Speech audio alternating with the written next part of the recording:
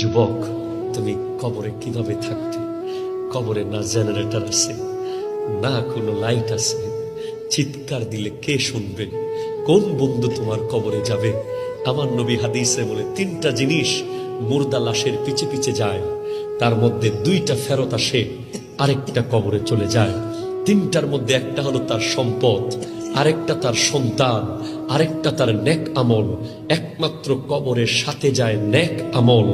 সম্পদ আর সন্তান কবরের পার থেকে চলে আসে। কত কবর আছে এই পৃথিবীতে যে একবার গেছে কবর দিতে, আর জীবনে কোনোদিন কবরের পারে যাওয়ার সুযোগ হয় নাই সন্তানের। একবার কোনো মতে লাশটা ঢুকায়া সন্তান আমেরিকায় চলে গেছে, লন্ডন চলে গেছে, ইউরোপে চলে গেছে, আর কোনোদিন লাশের কবরের পাশে আসে নাই। তাই তোমার কবরের চিন্তা তোমাকে করতে হবে, তোমার পুঁজি তোমাকে কামাতে হবে, ঠিক কিনা? কথা জোরে বলে।